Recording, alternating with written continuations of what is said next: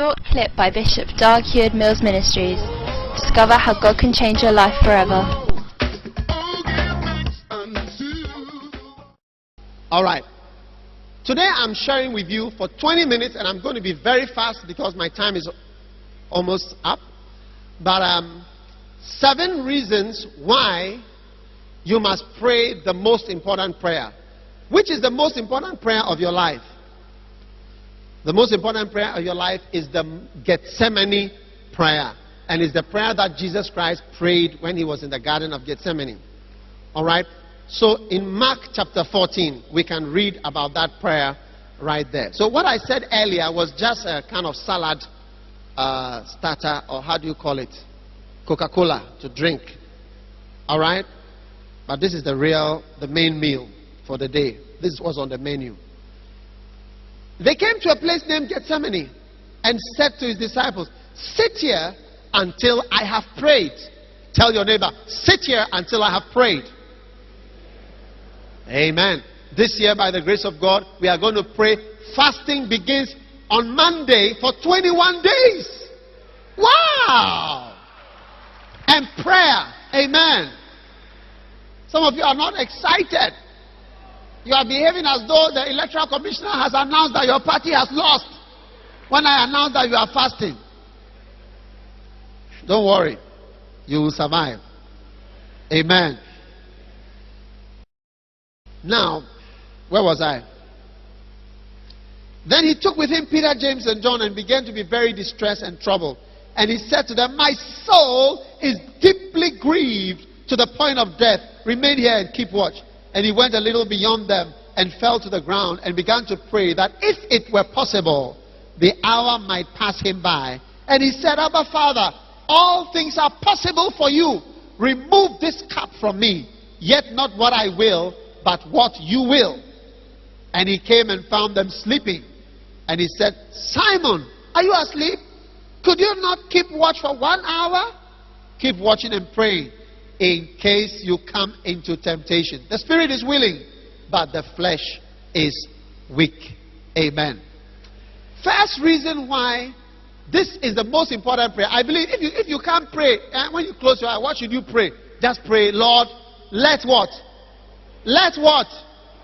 Your will be done." When you don't know what to pray, pray this prayer, and pray this prayer more than any other prayer in your life. Sometimes when I meet people at Crossroads, I tell them, pray for 100 hours. And they say, "About what?" I say, that his will be done in your life. Amen.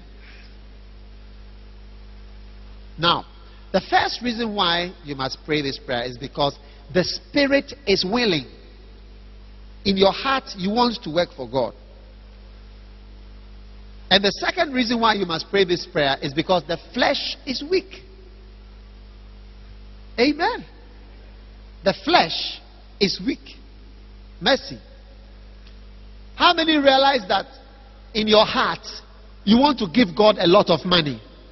Raise your hand. How many want to give God millions? Lord, take millions and work. But how many realize that your flesh often does not allow you to give so much money to God? Because your flesh needs some money to eat. And your greediness does not allow you to give that money to God. Amen. So the first reason is that at heart, many of us really love God. And many times we don't end up serving God how we really want to. Paul said something. He said, "That which I want to do, I do not do." Hey. Don't let your life become a life of that which I want to do, I do not do. All your life you'll be saying, what I want to do, that's not what I'm doing. What I want to do, that's not what I'm doing. Everything I want to do, that's not what I always do something different. That is why Jesus said, pray. Pray, and how he prayed was, "Lord, let your will, which is holiness and righteousness, let it be done in my life." Why do you want at the end of your life to say, I wanted to be a doctor, but I didn't become a doctor. I became a hospital cleaner. I wanted to be a lawyer, but I didn't do it. So I became a what? clerk. I wanted to be a businessman, but I couldn't do. I wanted to do this, but I didn't. It's like that which I want to do, I don't do. I wanted to be a minister of the gospel, but I did this. Everything in your life will be, I wanted to do this, but I didn't do it. Because the spirit is willing. As for the spirit, it is willing. And that's why God even looks at the heart.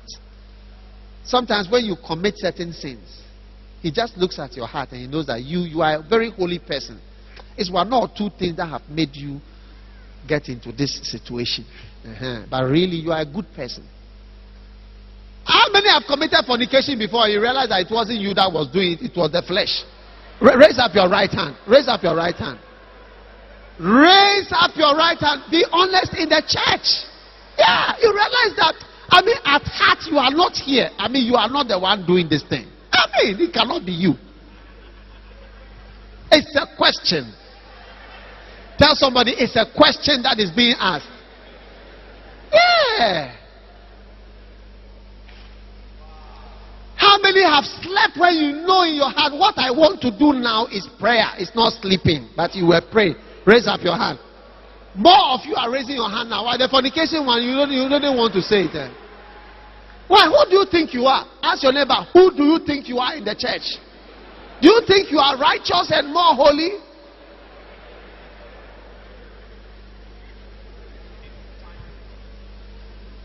Do not let your life become what I wanted to do, I didn't do. Your whole life will be what I wanted to do, I couldn't do. I tried, but I couldn't do. I wanted to be this, I didn't do. I wanted to do this, but I didn't do. The reason for that is this prayer. The spirit is always willing. The spirit is always